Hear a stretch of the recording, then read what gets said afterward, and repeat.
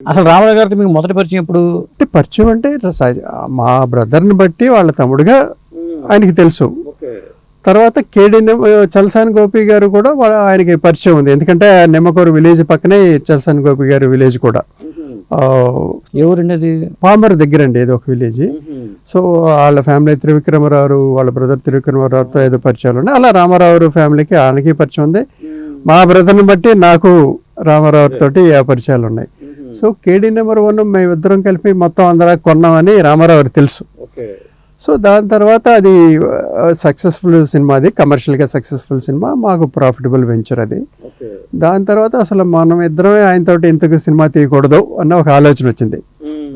వచ్చి రాఘవేంద్రరావుని అడిగితే ఆయన ఓకే అన్నారు. రామారావుని అడిగిన తర్వాత ఎవరు డైరెక్టర్ అనుకుంటున్నారంటే ఇలా రాఘవేంద్రరావు. అయితే వారు డేట్స్ అడిగి తీసుకోండి, ఆ డేట్స్ని బట్టి నేను మ్యాచ్ చేసి ఇస్తాను, ఈ లోపల స్టోరీ ఏది. దీంట్లో మీ అన్నయ్య పార్ట్నర్షిప్ ఉండేదండి? అంటే అది మా ఓన్ బ్యానర్ కాదండి, అది కంబైన్డ్ ప్రొడక్షన్ కదా. చలసాని గోపి గారు నాది ఇద్దరిది అని, మా ఆయనది సగం నాది సగం 50-50. అది సెపరేట్ బ్యానర్. అది ఫస్ట్ నిర్మాతగా నాకు ఫౌండేషన్ ఇచ్చిన తులసి చిత్రం అది, గజ దొంగ. అది గజ దొంగ మరి రామారావు జ్యువెల్ రోలు, అది ఫుల్ మసాలా సినిమా. అసలు రామారావు గారిని ఒక స్టైలిష్ గా, మాస్ గా, అసలు మామూలుగా తీసుకురావాలి. రామారావు గారిని ఒక క్యారెక్టర్, ఆ గజ దొంగ అనే క్యారెక్టర్ స్టైలిష్ గా, అసలు ఒక పెద్ద కారు, పిల్లి, ఒక డిఫరెంట్ గా, ఒక స్టైలిష్ గా చూపించాం ఆయన్ని. పాటలన్నీ బాగుంటాయి దాంట్లో, ఎస్పెషల్లీ జయమాలిని సాంగ్ నీళ్లు బంగారం బిగ్గెస్ట్ హిట్ అది. సో మిగతా పాటలన్నీ కూడా బాగుంటాయి. సో అది కమర్షియల్ గా సక్సెస్ఫుల్ వెంచర్ అది కూడా.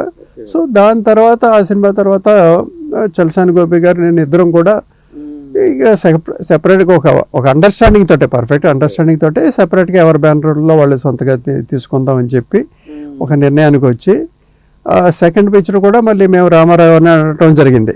ఆయన కూడా రామారావుని అడిగారు, మేము కూడా రామారావుని అడిగితే చేస్తామన్నారు. కానీ అప్పట్లో ఏంటంటే ఇంచుమించు అది 82, గజ దొంగ రిలీజ్ 81, 1982లో మాకు డేట్స్ చేస్తామన్నారు. బట్ ఒక మాట చెప్పారు, మేము రాజకీయాల్లోకి వెళ్ళే అవకాశం కనపడుతుంది, మేము ఆ ప్రయత్నాల్లో ఉన్నాం. మరి అక్కడికి వెళ్ళి ఎలక్షన్ పార్టీ పెట్టి ఎలక్షన్ కంటెస్ట్ చేసిన తర్వాత గాడ్స్ గెలిస్తే మీకు ఇంకా చేయలేము. అదే, బట్ ఒకవేళ రిజల్ట్ ఎలా ఉంటుందో మేము ఇప్పుడే చెప్పలేం కదా. మరి ఒకవేళ అక్కడ రిజల్ట్ వేరే రకంగా వస్తే మళ్ళీ ఇండస్ట్రీకి వచ్చి మీ అందరికీ చేయాలి కదా మేము. సో మీకు చేస్తామని చెప్పి డేట్లు కూడా చెప్పారు.